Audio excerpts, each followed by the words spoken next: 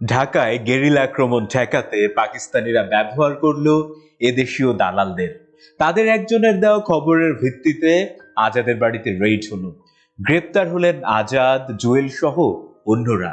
জাহেদ গুলিবিদ্ধ হলো। এই রাতেই আজাদের ইউনিটের অন্যান্য গেরিলারাও গ্রেপ্তার হলেন। গ্রেপ্তার হন রুমি এবং আলতাফ মাহমুদও। ক্যাম্পে নিয়ে যে নির্মম অত্যাচার চালানো হলো তাদের উপর, তা পড়লে শিউরে উঠবে যে কেউ। 18 ঘন্টা পরে কিছু ভাত দেওয়া হয়েছিল। আজাদ আসার আগেই অন্যরা খেয়ে ফেলেন। আজাদের আর ভাত খাওয়া হলো না। গল্পকথক ছোটনের পক্ষ থেকে শুভেচ্ছা বন্ধুরা, কেমন আছেন? আমরা পড়ছিলাম আনিসুল হকের বিখ্যাত মুক্তিযুদ্ধ ভিত্তিক ঐতিহাসিক উপন্যাস মা। এই উপন্যাসের বিগত 8 পর্বে আমরা আজাদ সম্পর্কে জেনেছি, আজাদের মা সাফিয়া বেগম সম্পর্কে জেনেছি এবং আমরা আমাদের 1971 সালের মুক্তিযুদ্ধ, বিশেষ করে ঢাকায় সংঘটিত গেরিলা যুদ্ধ সম্পর্কে অনেক না জানা তথ্য জেনেছি। বন্ধুরা, আজকে শোনাবো এই উপন্যাসের শেষ পর্ব। 31শে আগস্ট সকাল 7টা, রমনা থানা। বন্দীরা হঠাৎ গাড়ির আওয়াজ পায়। পাকিস্তানি সৈন্যরা এসে পড়ে। তাদের আবার তোলা হয় একটা জানালা বন্ধ বাসে। তাদের নিয়ে আসা হয় আবার এমপি হোস্টেলে। একটা কক্ষে সবাইকে কিছুক্ষণ রাখার পরে তাদের নিয়ে যাওয়া হয় পেছনের আরেকটা বিল্ডিং এ। আজাদ শুনতে পায় এখানে সবার স্টেটমেন্ট নেওয়া হবে। স্টেটমেন্ট মানে একজন আর্মি অফিসার বন্দীদের একে একে প্রশ্ন করবে, জবাব শুনে সেগুলো কাগজে লিখে নেবে। এই স্টেটমেন্ট নেওয়ার সময় যে টর্চার করা হয় তা আগের দুদিনের অত্যাচারের চেয়েও ভয়াবহ। আজাদের পালা আসে। একজন অফিসার নাম ধরে ডাকে, আজাদ। আজাদ ওঠে না। আজাদ আলিয়াস মাকফার। আজাদ ওঠে। আজাদকে একটা কক্ষে নিয়ে যাওয়া হয়। এখানে 3 জন অফিসার একসঙ্গে ঘিরে ধরে আজাদকে। আজাদ আজাদ কোনো কথা বলে না। তোমাকে তোমার বন্ধুরা দেখিয়ে দিয়েছে তুমি আজাদ, তুমি সেটাই স্বীকার করছো না। এটা ঠিক না। আমাদের কাছে সব কিছুর রেকর্ড আছে। তুমি সিদ্ধিরগঞ্জ অপারেশনে গিয়েছিলে। 25 তারিখে তুমি রাজারবাগ অপারেশনে ছিলে। প্রথমটার কমান্ডার ছিল কাজী কামাল, পরেরটার আহমেদ জিয়া। এসব ঠিক নয়। আমার নাম মাকফার। ওরা আমার বাসায় এসেছিল তাস খেলতে। ওরা তাসটা ভালো খেলে। এছাড়া আমি ওরা কোথায় কি করে না করে কিছু জানি না। হারামজাদা। সিপাহীদের ডেকে তার হাওলায় সমর্পণ করা হয় আজাদকে। আচ্ছা করকে বানাও। 2 জন সিপাহী এসে আজাদের পায়ে দড়ি বাঁধে। তারপর তাকে ঝুলায় সিলিং ফ্যানের সঙ্গে উল্টো করে ফ্যান ছেড়ে দেয়। আর চলতে থাকে চড়চাড় কিলঘুষি। আজাদ মামা বলতে বলতে জ্ঞান হারিয়ে ফেলে। তাকে নামিয়ে তার চোখে মুখে পানি দেয়া হয়। জ্ঞান ফিরে পেলে সে প্রথমে যা বলে তা হলো মা, যেন সে মায়ের কোলে শুয়ে আছে। অফিসাররা আজাদের ফাইলটা আবার দেখে। মার সঙ্গে বাবার সঙ্গে সম্পর্ক নাই। মায়ের একমাত্র ছেলে, মার সঙ্গে একা থাকে। অফিসার বলেন, তুমি মাকে দেখতে চাও? মার কাছে যেতে চাও? হ্যাঁ। তাহলে তুমি বলো অস্ত্র কোথায় রেখেছো? আজাদ বলে, জানি না। আবার এক প্রস্থ প্রহার চলে। আজাদ আবার তার মার মুখ মনে করে নির্যাতন ভোলার চেষ্টা করে। ওকে, তোমার মা বললে তুমি সব বলবে? বলবো। ঠিক আছে, তোমার মাকে আনা হবে। অফিসার ইন্টেলিজেন্সের এক লোককে ডেকে বলেন, এর মাকে আনো। আবুল বারক আলভি দেখে একে একে আলতাফ মাহমুদের বাসার সবাইকে ডেকে নিয়ে যাচ্ছে। তাকে তো ডাকে না। সে নিজেই উঠে যায়, বলে, আমাকে যে ডাকলে না, আমি তো ওই বাসায় গেস্ট হিসেবে ছিলাম। তাকে ডাকা হয়। অফিসার বলেন, তোমার নাম কি? সে বলে, সৈয়দ আবুল বারক। অফিসার তালিকায় তার নাম পান না। তোমাকে কেন ধরেছে? জানি না। আমি মিউজিক ডিরেক্টর সাহেবের বউয়ের পক্ষের আত্মীয়। কালকে বেড়াতে এসেছিলাম এ বাসায়। আমাকে ভুল করে ধরে এনেছে।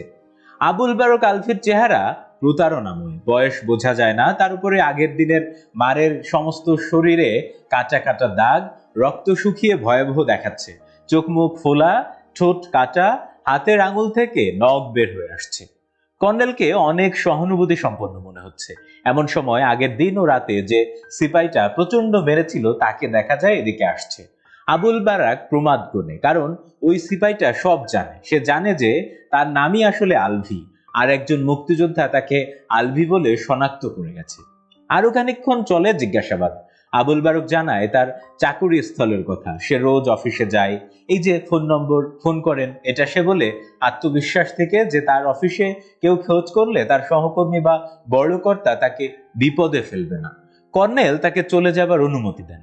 আবুল বারুক বেরিয়ে আসে, সে হাঁটতে পারছে না, তার উপর ওই দূরে সেই ভয়ঙ্কর সিপাহীটাকে দেখা যাচ্ছে। সে ভালো মানুষ সুবেদারটাকে পেয়ে যায়।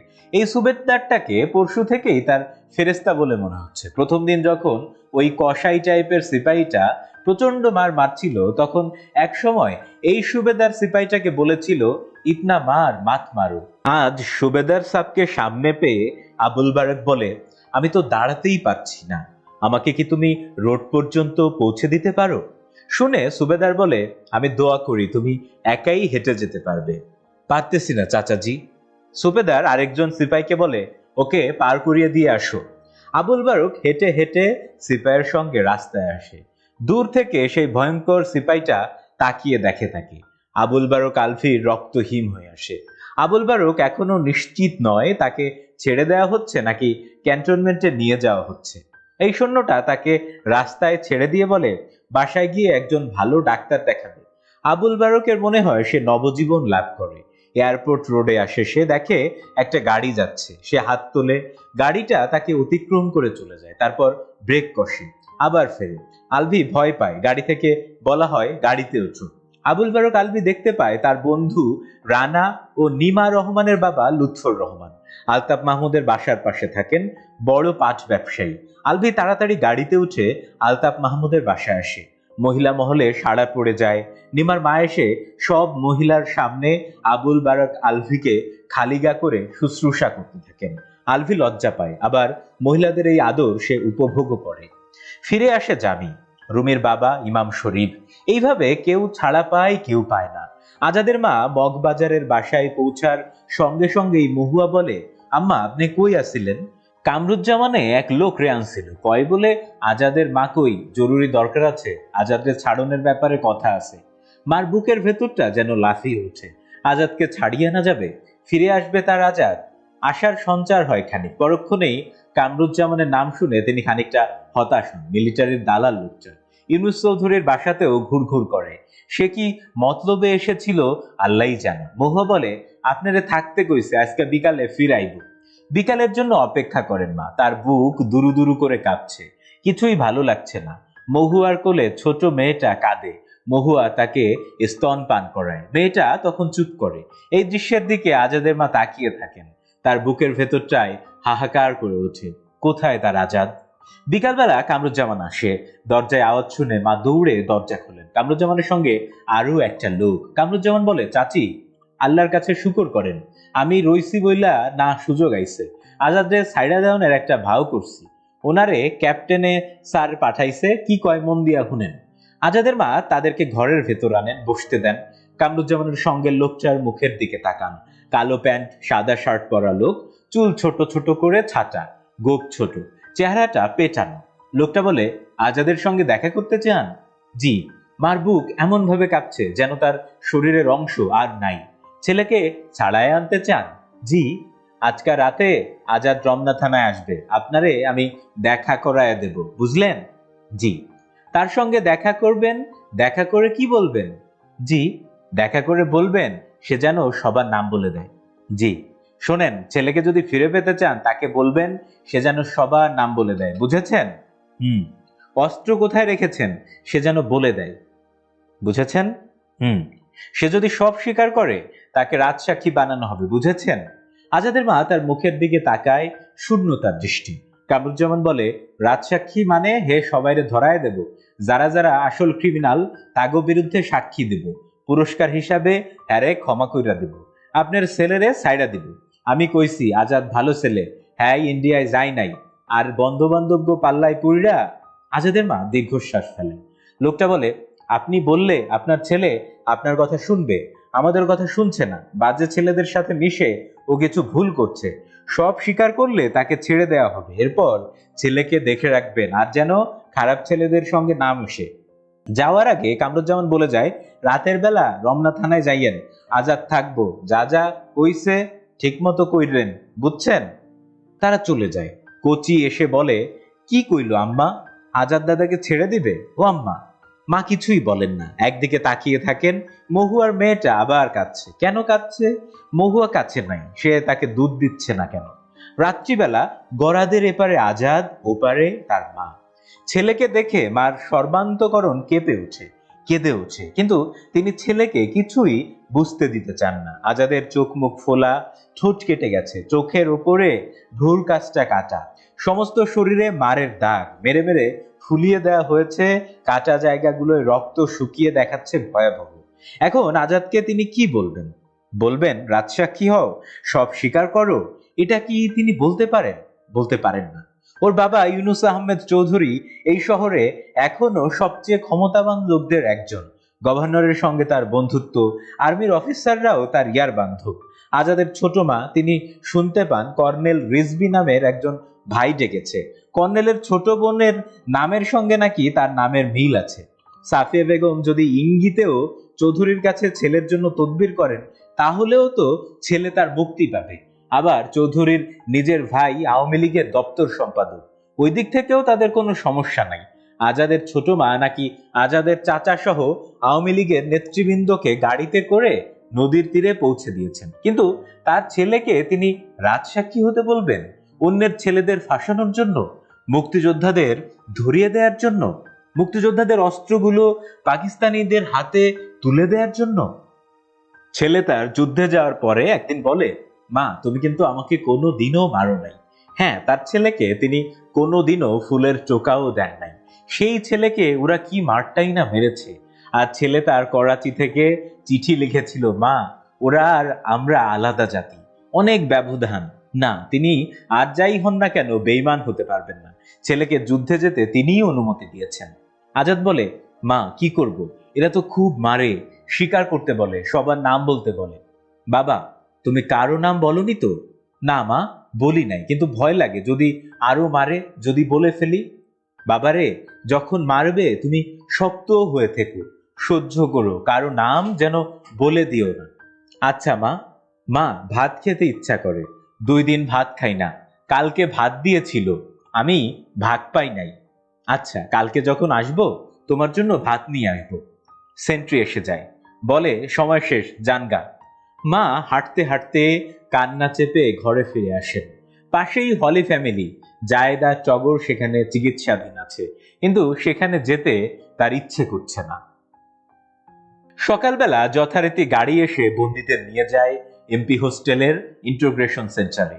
বন্দির ওপরে চলছে অকথ্য নির্যাতন, সে আর সহ্য করতে পারছে না। একসময় সে দৌড়ে ঘরের ভেতরের ইলেকট্রিক লাইনের ভেতরে হাত ঢোকানোর চেষ্টা করে সকেটের 2 ফুটোর মধ্যে আঙুল ঢোকানোর, ব্যর্থ হয়ে সকেট ভেঙে ফেলতে আরম্ভ করে। শব্দ পেয়ে সেন্ট্রিরা এসে তার দুহাত পেছন দিক থেকে বেঁধে ফেলে। তখন সে ভাবে পালানোর চেষ্টা করলে নিশ্চয়ই গুলি করবে।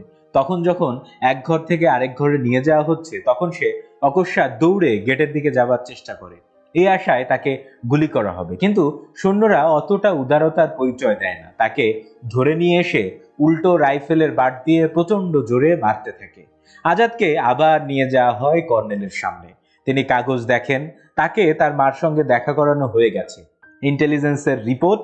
এখন নিশ্চয়ই সে স্বীকার করবে, সবকিছু জানিয়ে দেবে অস্ত্রের ঠিকুজি। আজাদ বলো, সিদ্ধিরগঞ্জ অপারেশনে আর কে কে ছিল? আজাদ বলে, জানি না। বলো, সিদ্ধিরগঞ্জ অপারেশনের পরে রকেট লঞ্চারটা কোথায় রাখা হয়েছে? জানি না।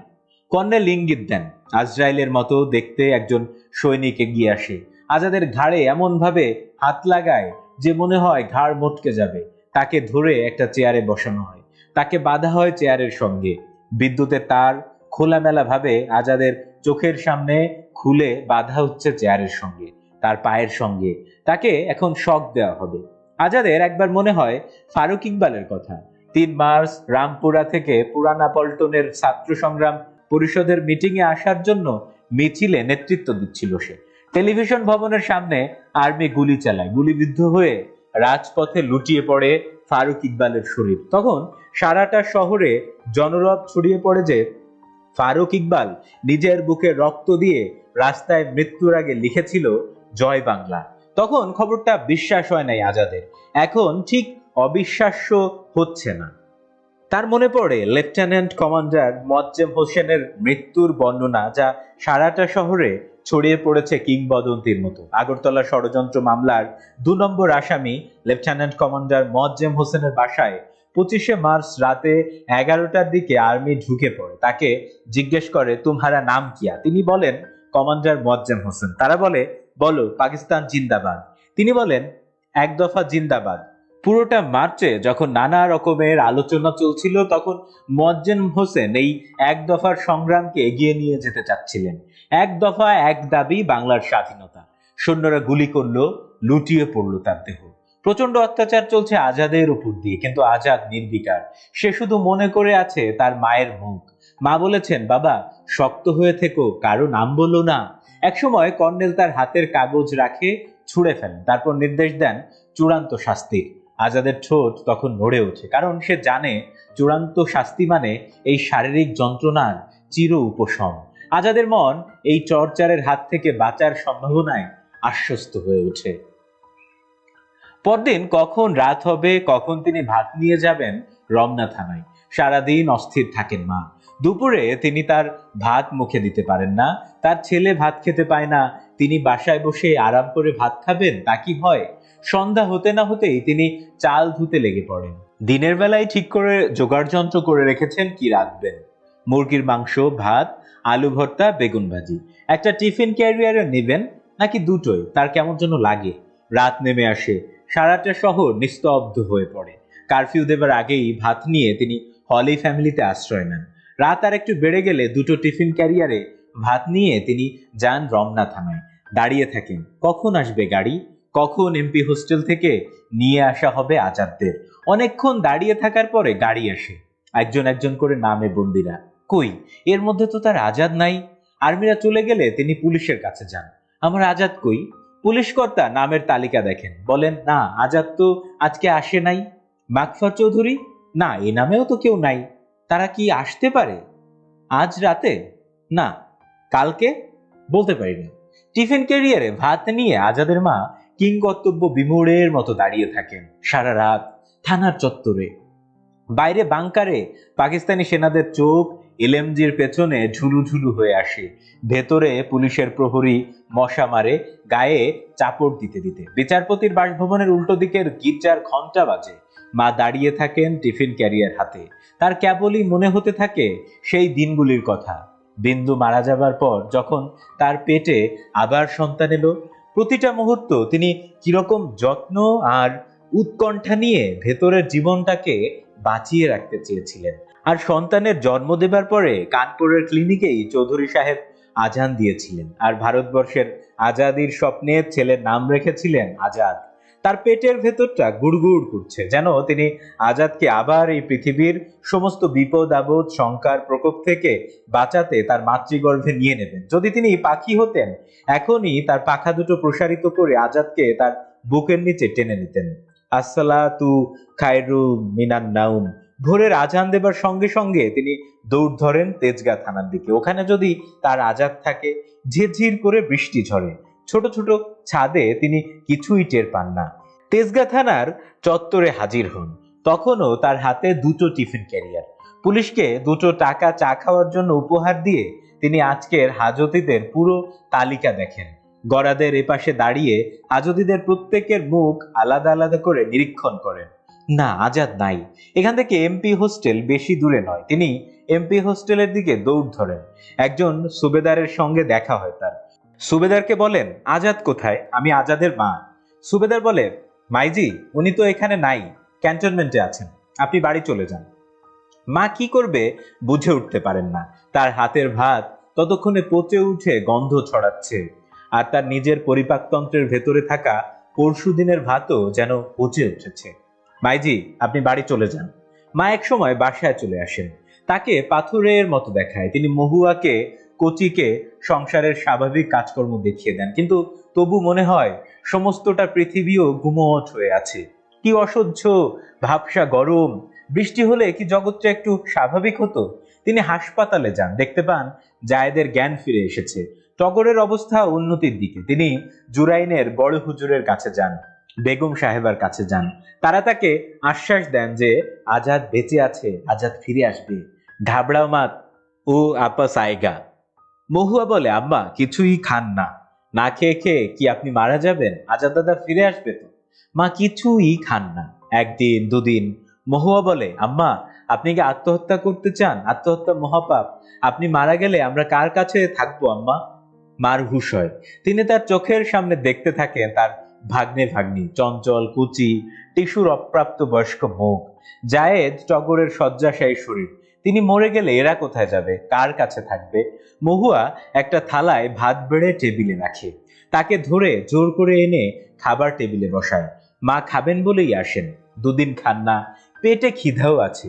তার সামনে থালায় ভাত, মহুয়া আনতে গেছে তরকারি। ভাত, ভাতের দিকে তাকিয়ে মার পুরো হৃৎপিণ্ডটা যেন গলা দিয়ে দুঃখ হয়ে, শোক হয়ে, শোচনা হয়ে বেরিয়ে আসতে চাইছে। তিনি ভাতগুলো নাড়েন চাড়েন। তার মনে পড়ে যায় রমনা থানার গরাদ ধরে দাঁড়িয়ে আজাদ কেমন করে বলেছিল, মা ভাত খেতে ইচ্ছে করে। 2 দিন ছেলে আমার ভাত খায় নাই, তারপরেও তো কেটে যাচ্ছে দিনের পরে দিন। তার চোখ দিয়ে জল গড়াতে থাকে। এই প্রথম আজাদ নিখোঁজ হয়ে যাবার পরে তিনি কাঁদলেন। তাকে কাঁদতে দেখে বাড়ির ছেলেমেয়েরাও বিনবিনিয়ে কাঁদতে থাকে। আজাদের মার আর ভাত খাওয়া হয়ে ওঠে না। তখন সারাটা দুনিয়ায় যেন আর কোনো শব্দ নাই, কেবল কয়েকজন বিভিন্ন বয়সী নারী পুরুষের কান্নার শব্দ শোনা যায়। তারা আপ্রাণ চেষ্টা করছে চোখের জল সামলাতে, বুকের ভেতর থেকে উঠে আসা রোদনধ্বনি দমন করতে। তারা পারে না। রাত্রিবেলা সবাই ভাত খাচ্ছে। মহুয়া মার কাছে যায়, আম্মা 2টা রুটি সেকে দিই, খাবেন? মা মাথা নাড়েন, খাবেন। তাকে রুটি গড়িয়ে দেওয়া হয়। একটুখানি নিরামিষ তরকারি দিয়ে তিনি রুটি গলায় চালান করেন। খাওয়ার পরে শোয়ার সময় তিনি আর খাটে শোন না। মহুয়া, কচি, টিস্যু অবাক হয়ে দেখছে গত দুরাত ধরে আম্মা মেঝেতে পাটি বিছিয়ে শুচ্ছে। তারা বিস্মিত হয়, বলে, আম্মা এইটা কি করেন? আপনি মাটিতে শুইলে আমরা বিছানায় শুই কেমনে? কিন্তু আম্মা কোনো জবাব না দিয়ে মেঝেতেই শুয়ে পড়েন। মাথায় বালিশের বদলে দেন একটা পিঁড়ি। তখন কচি 11 বছর বয়স মহুয়াকে বোঝায়, আম্মা যে দেখছে রমনা থানায় দাদা মেঝেতে শুয়ে আছে, এই কারণে উনি আর বিছানায় শয় না বুঝি। এরপরে আজাদে মা বেঁচে থাকেন আরো 14 বছর, 1985 সালের 30শে আগস্ট পর্যন্ত। এই 14 বছর তিনি কোনোদিন মুখে ভাত দেয় নাই। একবেলা রুটি খেয়েছেন, কখনো কখনো পাউরুটি খেয়েছেন পানি দিয়ে ভিজিয়ে। মাঝে মধ্যে আটার মধ্যে পেঁয়াজ মরিচ দিয়ে বিশেষ ধরনের রুটি বানিয়েও হয়তো খেয়েছেন, কিন্তু ভাত নয়। এই 14 বছর তিনি কোনোদিন বিছানায় শোন নাই। তিনি আবার যান জুরাইনের মাজার শরীফের হুজুরের কাছে, হুজুরাইনের কাছে। হুজুর তাকে অভয় দিয়ে বলেন, ইনশাল্লাহ আজাদ ফিরে আসবে, শিগগিরই আসবে। এরই মধ্যে জাহানারা ইমাম একদিন আসেন।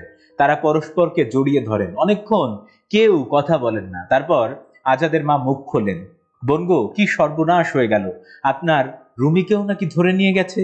আজাদের মার মুখে আজাদকে কিভাবে ধরা হলো তার বৃত্তান্ত শোনেন জাহানারা। তারপর আজাদের মা তাকে দেখান সেই ঘরটা। স্টিলের আলমারিতে এখনো রয়ে গেছে গুলির দাগ, মেঝেতে রক্ত শুকিয়ে কালো হয়ে আছে, দেয়ালে গুলি আর রক্তের চিহ্ন। বোনরে, বড় মেরেছে আমার আজাদকে, চোখ মুখ ফুলে গেছে, সারা গায়ে মেরে ফাটিয়ে দিয়েছে, গায়ে রক্তের দাগ, মারের দাগ। আজাদের মা বলেন, আপনি দেখেছেন আজাদকে? হ্যাঁ, রমনা থানায়। দেখা করতে দিল আপনাকে? হ্যাঁ। কি বলল সে আপনাকে? বলল, মা খুব মারে, ভয় লাগে যদি মারের চোটে বলে দেই সবকিছু। আপনি কি বললেন? বললাম, বাবা কারো নাম বলনি তো। বলো না, যখন মারবে শক্ত হয়ে থেকে সহ্য করো। জাহানারা ইমাম ইস্পাতের মতো শক্ত হয়ে যান। কি শুনছেন তিনি এই মহিলার কাছে? তাকে তিনি শক্তই ভেবেছিলেন, কিন্তু এত শক্ত? গভীর আবেগে জাহানারা ইমামের দুচোখ দিয়ে জল গড়াতে থাকে। তিনি আবারও সাফিয়া বেগমকে জড়িয়ে ধরেন। আজাদের মা ভাত খান না, বিছানায় শোন না, তবু দিন গড়িয়ে যায়, সূর্য ওঠে, সূর্য অস্ত যায়। মেলাঘরের মুক্তিযোদ্ধারা নতুন করে পরিকল্পনা আঁটতে থাকে। নতুন নতুন গেরিলারা প্রশিক্ষণ শিবির থেকে বেরিয়ে ঢুকে যেতে থাকে বাংলায়। কাদের সিদ্দিকীর নেতৃত্বে গেরিলাদের আক্রমণে সারাটা টাঙ্গাইলে, ময়মনসিংহে পাকিস্তানি বাহিনী মার খেতে থাকে। হেমায়েতের নেতৃত্বে দক্ষিণ বাংলায় চলে। দুর্ধর্ষ গেরিলা অভিযান, মাহবুব আলমেরা ঢুকে পড়ে তেঁতুলিয়া দিয়ে সারা বাংলাদেশের প্রতিটি সীমান্তে। সেক্টর কমান্ডারদের নেতৃত্বে বাংলাদেশের নিয়মিত বাহিনী, সেনা সদস্য, ইপিআর, পুলিশ, আনসার আর লক্ষাধিক মুক্তিবাহিনী জলে ডাঙায় শানাতে থাকে আক্রমণ। বাংলার নদ নদী, বৃষ্টি বর্ষার ধান ক্ষেত, কাদামাটি ফাঁদ পেতে রাখে হানাদারদের জন্য। বাংলার ফুল ফল, পাখি পতঙ্গ আশ্রয় দেয় মুক্তিবাহিনীদের। বাংলার প্রতিটি ঘর দুর্গ হয়ে ওঠে, বাংলার প্রতিটি মানুষ হয়ে ওঠে মুক্তিযোদ্ধা, আর যুদ্ধাহত হন খালেদ মোশাররফ। তবুও সেক্টর 2 গেরিলা ওয়ারফেয়ার আরো গতি পেতে থাকে। আরবান গেরিলারা ঘিরে ফেলে ঢাকার চারপাশ। ওই তো গান গাইতে গাইতে এগিয়ে আসছে শিল্পী আজম খান। ওই তো রক্তের আগুনে ক্যানভাস রাঙাবেন বলে ক্রলিং করে অ্যাম্বুশ পাচ্ছেন শিল্পী শাহাবুদ্দিন। কবির কলম ফেলে রাইফেলের ট্রিগারের সঙ্গে মিতালি করেছেন হেলাল হাফিজ, রফিক আজাদ, আবু কায়সার, মাহমুদ সাদিক। সারা বাংলাদেশ যুদ্ধ করছে। শাহাদত চৌধুরীর মাকে তার যে গণিতজ্ঞ ভাই কিছুদিন আগে বলেছিলেন, আমাকে অঙ্কের হিসেব বলো, এক পরিবারে কয়জন গেছেন মুক্তিযুদ্ধে। ঢাকার রাস্তায় কয়টা পটকা ফোটালেই একটা প্রশিক্ষিত সেনাবাহিনীকে হারানো যায় না। তাকে মা তখন কিছু বলেন নাই, কিন্তু 30শে আগস্ট 71 নিজ বাড়িকে বিপদ সংকুল মনে করে ভাইয়ের বাড়িতে আশ্রয় নেবার পরে তিনি সেই পুরনো প্রশ্নের জবাব বুঝিয়ে দেন। আমার 6 ছেলের 3 জনই গেছে মুক্তিযুদ্ধে। আমি অঙ্কের হিসাবে দেখি 2 কোটি যুবকের 1 কোটি যোদ্ধা। আজাদের মা ভাত খান, বিছানায় শোন না। ঢাকায় এক রাতে ধরা পড়ে অনেক গেরিলা, অনেক অস্ত্রশস্ত্র, কিন্তু আবারও ঢাকায় ঢুকে পড়ে গেরিলা। রাইসুল ইসলাম আসাদের নেতৃত্বে ওই তো এগিয়ে যাচ্ছে মুক্তিযোদ্ধারা বাইতুল মোকাররমে।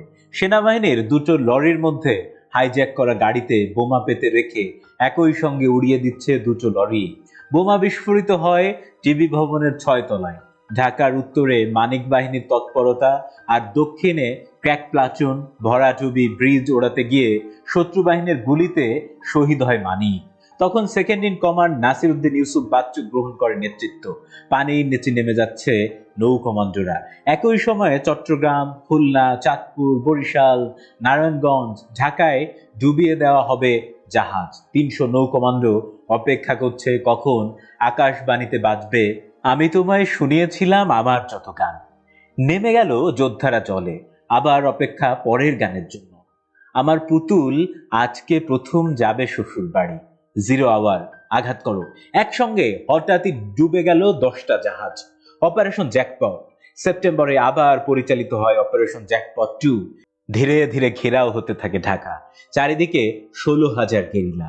আজাদের মাকে শুভাকাঙ্ক্ষীরা পরামর্শ দেন মগবাজারের বাসা ছেড়ে দিতে, কেননা ওখানে থাকা নিরাপদ নয়। তিনি বাসাটা ছাড়েন না, নিয়মিত ভাড়া দেন।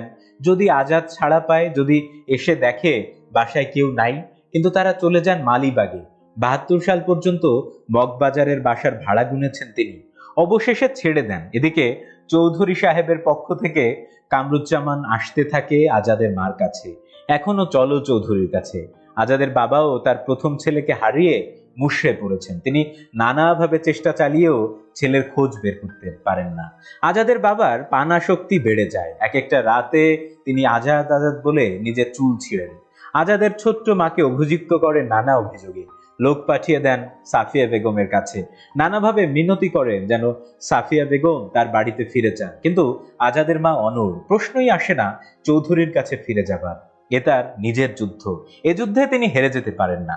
আজাদের মা ভাত খান না, বিছানায় শোন না, অপেক্ষায় থাকেন ছেলে আসবে বলে, আর খোঁজ বের করার চেষ্টা করেন ছেলের। রমনা থানায় যান, তেজগাঁ থানায় যান, এমপি হোস্টেলে যান, ছেলের খবর পাওয়া যায় না। অথচ বড় হুজুর আশ্বাস দিয়েছেন আজাদ বেঁচে আছে, সে ফিরে আসবেই। এই আশ্বাস নিয়ে বেঁচে থাকেন, দিন গুজরান করেন মহিলা। রুমির কোনো খবর নাই। প্রতিদিন মগবাজারের পাগলা বাবার দরবারে যান জাহানারা ইমাম। সেখানে গিয়ে দেখতে পান আলতাফ মাহমুদের আত্মীয় স্বজনদের, ঝিনু মাহমুদ, মোশফেকা মাহমুদ। দেখতে পান চট্টগ্রাম দুর্নীতি দমন বিভাগের ডেপুটি ডিরেক্টর নাজমুল হকের স্ত্রীকে, বরিশালের এডিসি আজিজুল ইসলামের স্ত্রীকে, কুমিল্লার ডিসি শামসুল হক খানের স্ত্রীকে, রাজশাহীর রেডিও ইঞ্জিনিয়ার মহসিন আলীর স্ত্রীকে, চট্টগ্রামের chief planning railway officer Shafi আহমেদের স্ত্রীকে, কুমিল্লার লেফটেন্যান্ট কর্নেল জাহাঙ্গীরের স্ত্রীকে, কুমিল্লার মেজর আনোয়ারুল ইসলামের স্ত্রীকে, এবং এরকম বহু। এদের সবারই স্বামী নিখোঁজ।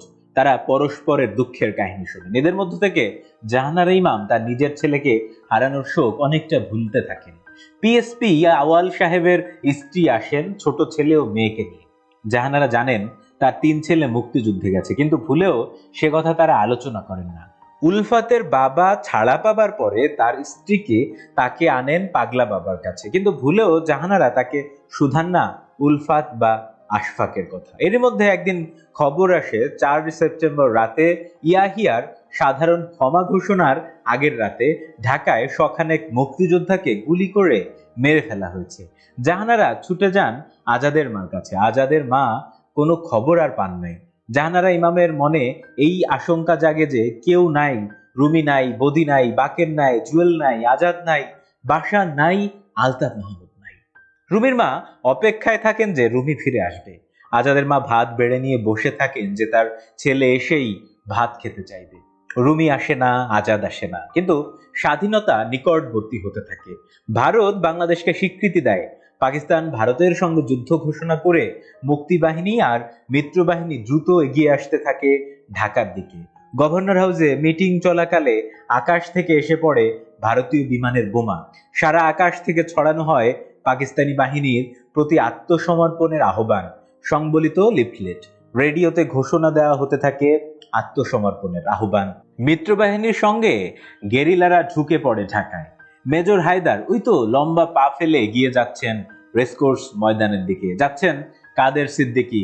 90,000 পাকিস্তানি সৈন্য নিয়ে জেনারেল অরোরার কাছে আত্মসমর্পণ করছে জেনারেল নিয়াজি। মাথা হেট, অস্ত্র ফেলে দিতে হচ্ছে মাটিতে। রুমির মা বিজয়ের আনন্দে হাসবেন নাকি কাঁদবেন বুঝছেন না। সকালে সবাই মিলে বাসার ছাদে তুলেছেন স্বাধীন বাংলার পতাকা, কিন্তু 2 দিন আগে মারা গেছেন তার স্বামী শরীফ ইমাম সাহেব।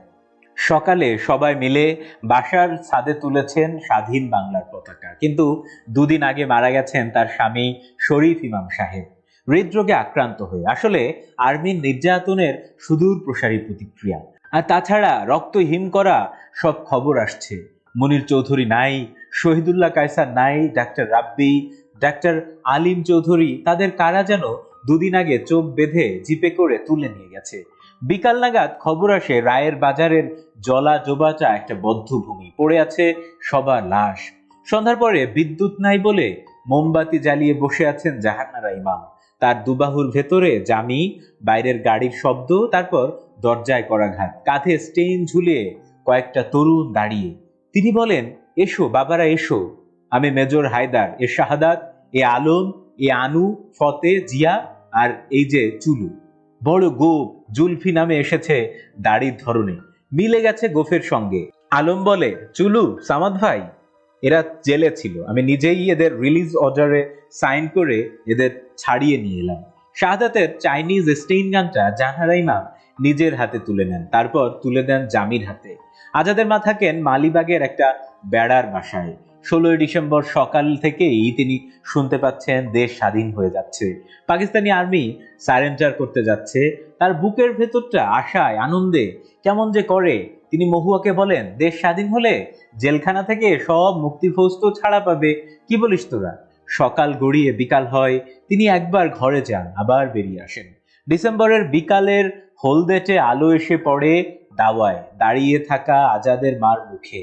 ডালু এসে বলে, আম্মা, মুক্তিবাহিনী আর মিত্রবাহিনী ঢুইকা পড়ছে, আর চিন্তা নাই, দেশ স্বাধীন। মা বলেন, তাহলে চল যাই, মগবাজারের বাসায় যাই, আজাদ যদি ছাড়া পেয়ে চলে আসে। এখন যাইবা? চারিদিকে গোলাগুলির আওয়াজ, এর মাঝে? হ্যাঁ, কালকা যাই, চলো। না, আজকেই যাব। ডালু জানে তার খালার জেদ, তার খালার তেজ, সে আর না করে না। সাফিয়া বেগম একটা থলেতে করে মগবাজারের বাসায় যাওয়ার জন্য জিনিসপত্র গোছগাছ করেন। রিক্সা জোগাড় করে সাফিয়া বেগমকে নিয়ে ডালু রওনা হয় মগবাজারের বাসার দিকে। একটা দোকানের সামনে এসে সাফিয়া বেগম বলেন, এ রিক্সা একটু দাঁড়ান না। ডালু বলে, কেন? সাফিয়া তার হাতে 10টা টাকা দিয়ে বলে, দুশের ভালো চাল কেনো তো বাবা, আলু, পেঁয়াজ, মরিচ, তেল সাথেই আছে। ডালু কোনো কথা না বলে চাল কিনে আনে। ততক্ষণে সন্ধ্যা ঝুপ করে নেমে এসেছে এই ঢাকায়। শীতও পড়েছে প্রচন্ড। চারিদিকে জনতার কণ্ঠে জয় বাংলা ধ্বনি, মাঝে মধ্যে গুলির শব্দে প্রকাশ পাচ্ছে জয়োল্লাস। মগবাজারের বাসায় আসতে আসতে অন্ধকার ঘন হয়ে নামে। বারান্দাটা অন্ধকার, অন্ধকারেই তালা খুলতে গিয়ে আজাদের মা বোঝেন তালার উপরে ধুলোর আস্তর পড়ে গেছে। তালা খুলে ভেতরে ঢুকে লাইটের সুইচ অন করলে বোঝা যায় বিদ্যুৎ নাই। ডালু দোকানে গিয়ে মোমবাতি কিনে আনে। দিয়াশলাইয়ের কাঠি দিয়ে মোমবাতি জ্বালানো হয়। ঘরদোরেও ধুলোর প্রলেপ পড়ে গেছে। মা ঘরদোর সাফ সুতর করে ফেলেন দ্রুত। ছেলে ফিরে এসে দেখুক ঘর অপরিষ্কার, এটা হতে দেওয়া যায় না। মোমবাতি হাতে নিয়ে মা রান্নাঘরে যান। হাঁড়ি পাতিল এখানে যে কটা ছিল সেসব মাকড়সার জালে ছেয়ে গেছে। তিনি একটা হাঁড়ি পেড়ে নিয়ে লেগে পড়েন চাল ধুতে। ডালু জিজ্ঞেস করে, আম্মা কি করো? একটু ভাত রান্ধি। ডালু আর কথা বাড়াননি। খালা তার কার জন্য ভাত রাঁধছে এসে ভালো করেই জানে। সে চোখের জল গোপন করে। বাইরে তখনও হঠাৎ হঠাৎ চিৎকার ভেসে আসছে, জয় বাংলা। ভাতের চাল সেদ্ধ হচ্ছে, বলক উঠেছে, ভাতের মাড়ের গন্ধ ছড়িয়ে পড়ছে রান্নাঘরের বাতাসে। মা অনেক যত্ন করে রাখছেন এই ভাতটুকু। ভাত হয়ে গেলে তিনি হাঁড়িটা মুছে আবার চুলার উপরেই রেখে দেন। কিছুক্ষণ গরম থাকবে, আজাদ কখন আসবে বলা তো যায় না। চুলার আগুন একসময় নিভে যায়। ডিসেম্বরের শীতের স্পর্শে ভাত ঠান্ডা হয়ে আসে হাঁড়িতেই। সারা রাত কেটে যায় আশায় আশায়। মোমবাতি ক্ষয় হতে হতে একসময় শেষ হয়ে যায়। আলো যায় নিভে। মেঝেতে একটা পাটি, আর পাটির উপরে একটা চাদর বিছিয়ে শুয়ে থাকেন সাফিয়া বেগম। দু চোখের পাতা তার কখনো এক হয় না। মাঝে মধ্যে উঠে বসেন। রাত ভোর হয়, ফজরের আজান ভেসে আসে মগবাজারের মসজিদ থেকে। আজাদ ফেরে না।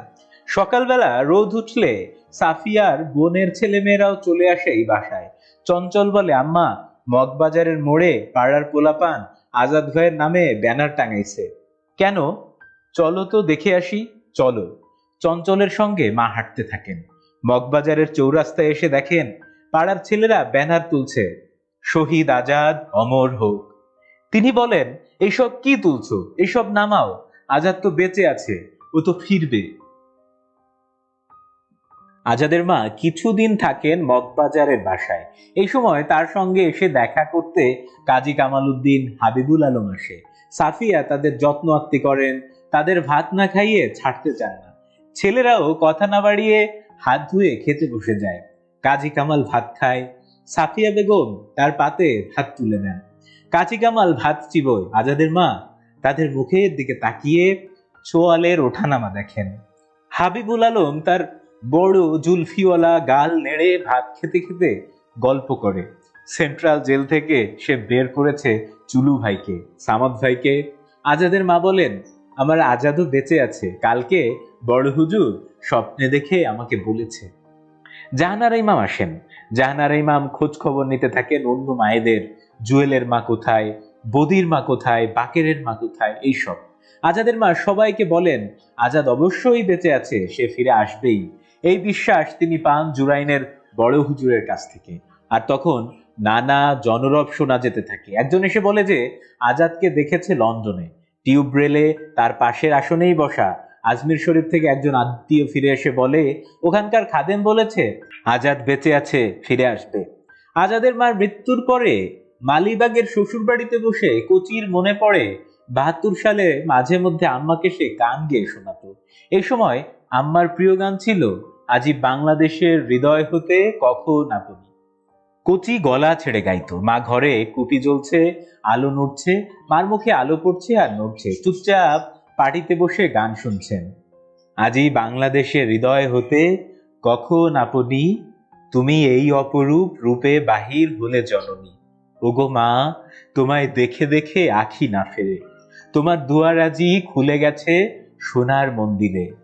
ডান হাতে খড়গ চলে, বা হাতে তোর শঙ্কা হরণ, দুই নয়নে স্নেহের হাসি, ললাট নেত্র আগুন বরণ। ওগো মা, তোমার কি মূরতি আজি দেখি রে, তোমার দুয়ার আজি খুলে গেছে সোনার মন্দিরে। 1985 সালে স্বামী গৃহে বসে স্মৃতিতাড়িত কচি তার নিজের ছোট ছোট মেয়েদের ডেকে বলে, আম্মা আর আমি আর কি করতাম জানিস? তারা আধো আধো স্বরে বলে, কি করতা? আম্মা যখন আমার উপরে রাগ করতেন, আমার সঙ্গে কথা বলতে চাইতেন না, আমি তার দরজায় দাঁড়িয়ে গান গাইতে আরম্ভ করে দিতাম। বড় আশা করে এসেছি গো, কাছে টেনে লও। ফিরাইও না জননী, দিনহীনে কেহ চাহে না, তুমি তারে রাখিবে জানিব। আর আমি যে কিছু চাহিনে, চরণতলে বসে থাকিব। আর আমি যে কিছু চাহিনে, জননী বলে শুধু ডাকিব। কচি গুনগুন করে গান গেয়ে চলে। মাকে গান গাইতে দেখে তার দুই মেয়ে চুপ করে দাঁড়িয়ে থাকে। কচি বলে, আম্মা চুপ করে এই গান শুনতো, গান শেষ হলে দেখতাম তার রাগ আর নাই। কচির চোখ জলে টলমল করে। তারপর এক সময় মগবাজারের বাসার ভাড়া দেওয়ার সঙ্গতি চলে যায়, তার মালিবাগের বাসাও তারা ছেড়ে দেন।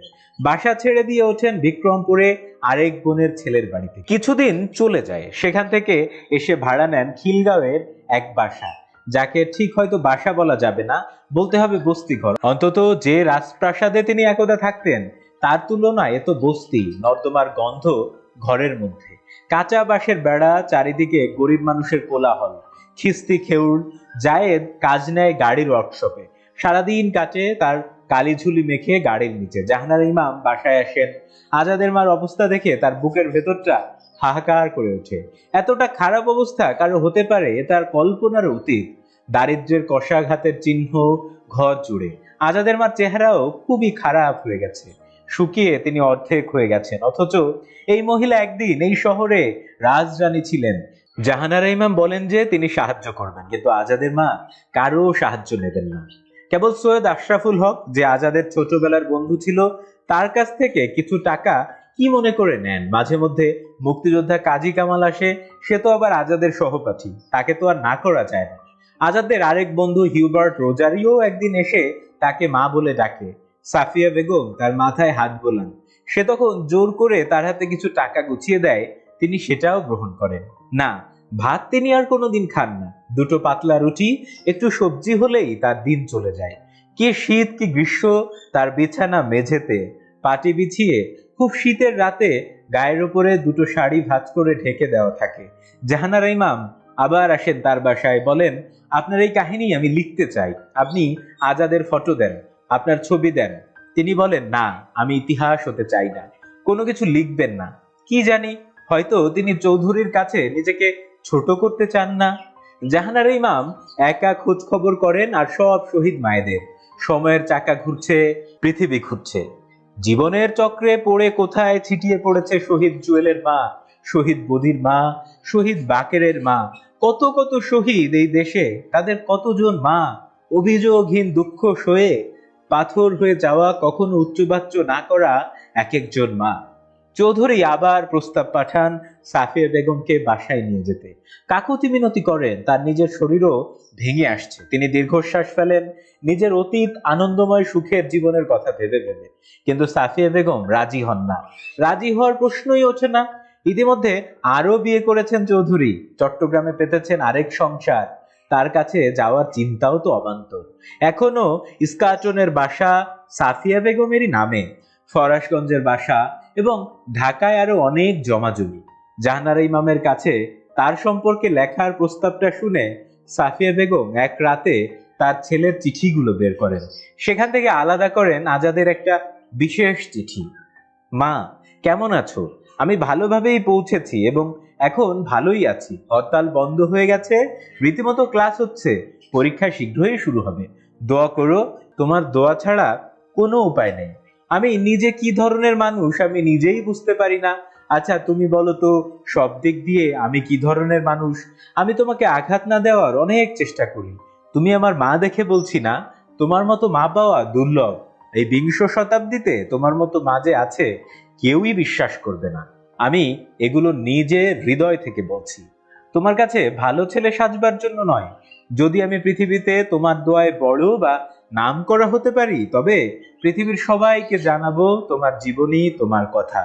আমি ভালো পড়াশোনা করার চেষ্টা করছি এবং অনেক দোয়া দিয়ে চিঠির উত্তর দিও। ইতি, তোমার অবাধ্য ছেলে আজাদ।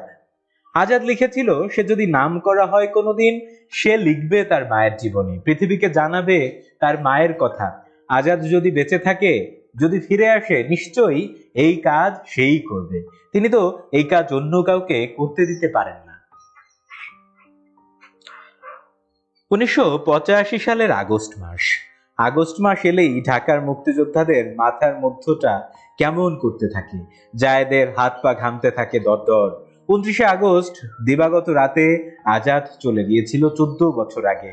সেই রাতটা কাছে আসছে। এদিকে শাহজাহানপুরে এক দিনহীন বাসায় থাকা আজাদের মার শরীরটা খুবই খারাপ হচ্ছে। হাঁপানির টান যখন ওঠে তখন তিনি এত কষ্ট পান যে মনে হয় এর চেয়ে মৃত্যুই শ্রেয়। এর মধ্যে একটা দিনের জন্য সেই 1961 থেকে তিনি স্বামীর মুখ দেখেন নাই, নিজের মুখও তাকে দেখতে দেন নাই। আজাদের মা জায়েদকে ডেকে বলেন, আমার আর সময় নাই। জায়েদ বলে, আম্মা ডাক্তার ডাকি? মা বলে, ডাকো, এতদিন ধরে আমাদের দেখেছেন, বিদায় নিন। তাকে যে ডাক্তার দেখতেন টাঙ্গাইলের লোক ডাক্তার এস খান, তাকে ডাকা হয়। ডাক্তার এসে দেখেন আজাদের মা শুয়ে আছেন স্যাঁতসেঁতে মেঝের উপরে বিছানো একটা পাটিতে। তিনি বিস্মিত হন না, কারণ তিনি জানেন কেন এই ভদ্রমহিলা মেঝেতে শোন। তবে ঘরের অস্বাস্থ্যকর পরিবেশ তাকে চিন্তিত করে। গলিটা ময়লা, একধারে নর্দমা উপচে উঠেছে, দুর্গন্ধ ঘরের ভেতরে পর্যন্ত এসে ঢুকছে।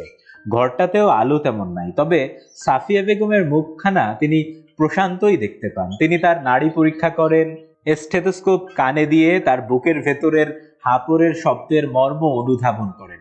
রোগীর অবস্থা বেশি ভালো নয়, এখনই ক্লিনিকে নিয়ে গিয়ে একটা শেষ চেষ্টা করা যায়। ডাক্তার বলেন, বোন কি করব? মা বলেন, আপনাকে দেখলাম, দেখতে ইচ্ছা করছিল, তাই ডেকেছি। আপনার আর কি করার আছে?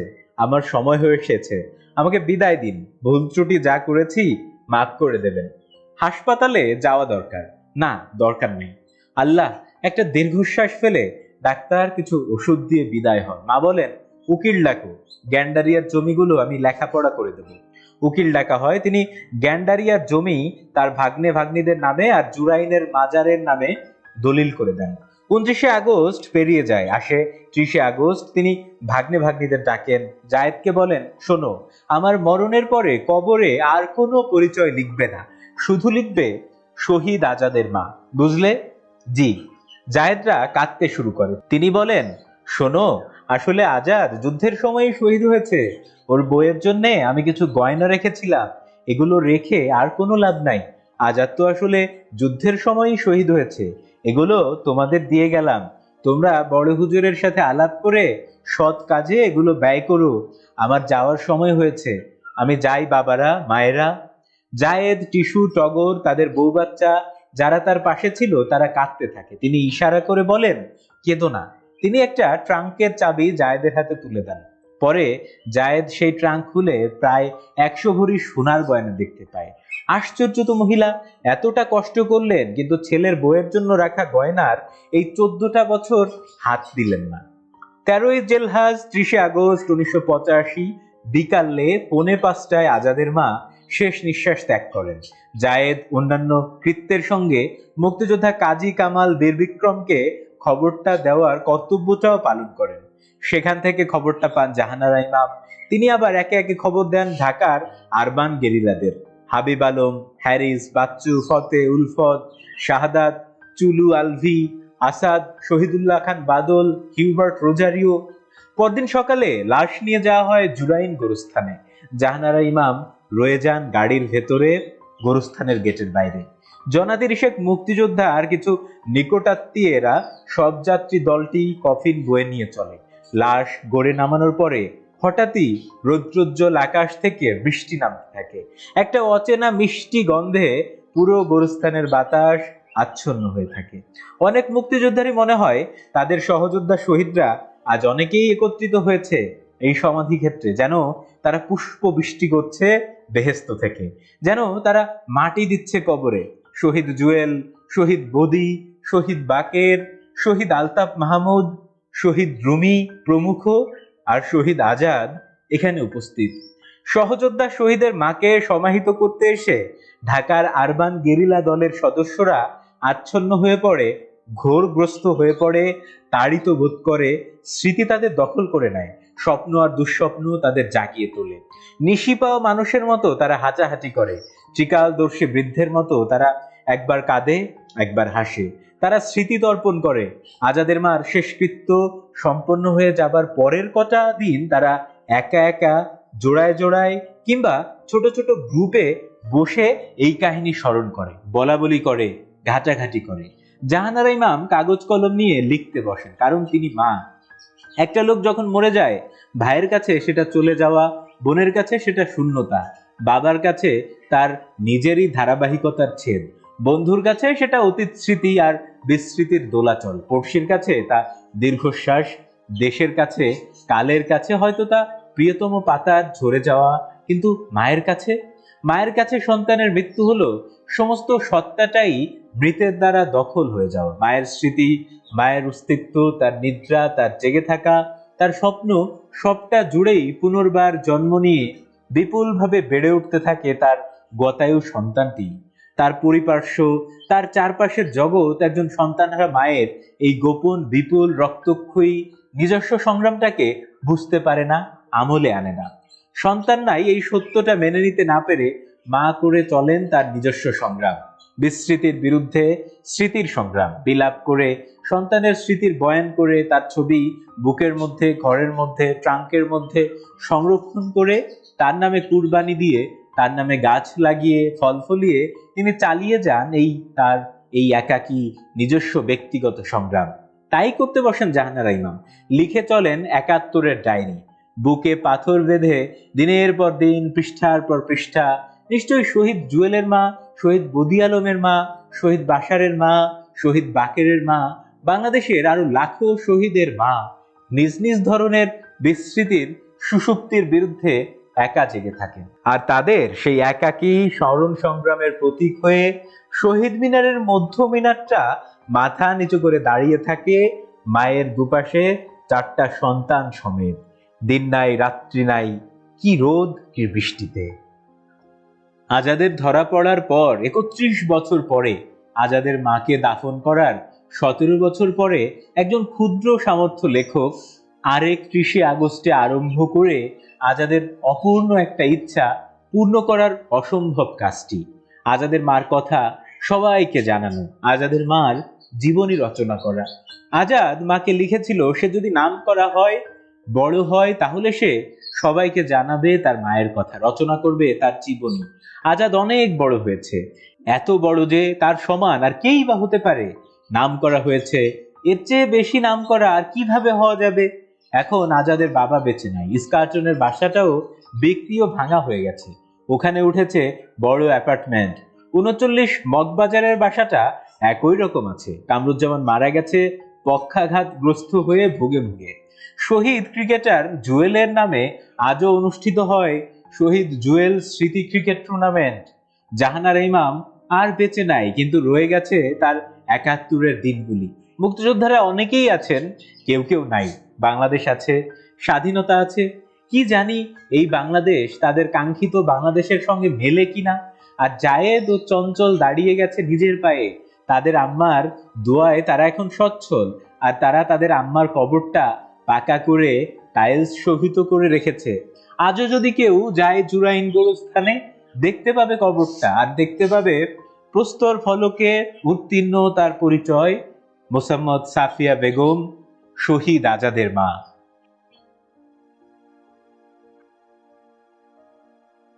বন্ধুরা, আমরা আরো একটি উপন্যাস শেষ করলাম। এক একটা বই আসলে আমরা তো অনেক কিছু জানার জন্য পড়ি, এক একটা বই আমাদের অনেক কিছু জানিয়ে যায়, অনেক কিছু শিখিয়ে যায়।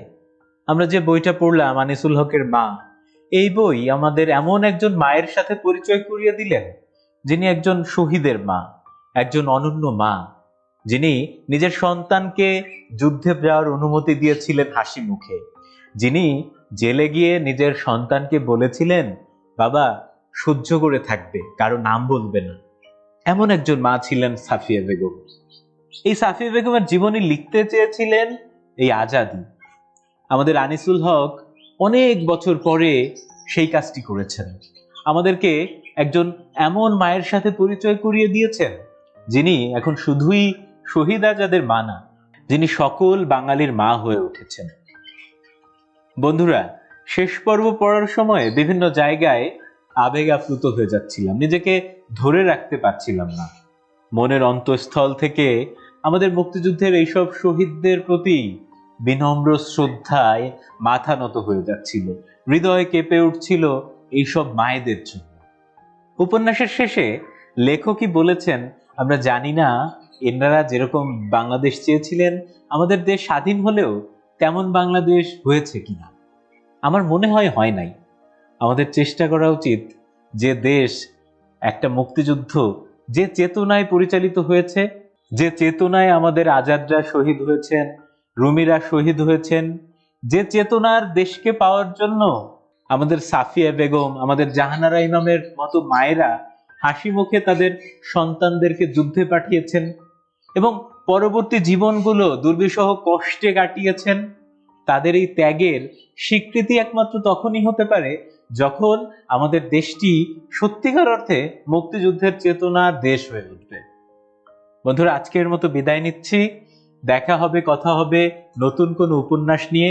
এবং বন্ধু, আমি গল্পকথক ছোটন, আমি অডিও বুক নিয়ে ইউটিউবিং করছি। আপনি যদি আমার এই চ্যানেলে নতুন হয়ে থাকেন এবং এখনো পর্যন্ত যদি আমার এই অডিও বুকের চ্যানেলটি সাবস্ক্রাইব না করে থাকেন, তাহলে বন্ধু আপনাকে অনুরোধ আমার এই চ্যানেলটি সাবস্ক্রাইব করে আমাকে সাপোর্ট দিবেন এবং এই গল্পের ডেসক্রিপশন বক্সে দেওয়া গল্পকথক ছোটনের যে গ্রুপ, সেখানে যুক্ত হবেন। নিজের বন্ধুদের আমার এই চ্যানেলের কথা শেয়ার করতে পারেন, লাইক করবেন, কমেন্ট করবেন, বেল আইকনে ক্লিক করবেন। বন্ধুরা, আজকের মতো যাচ্ছি তাহলে।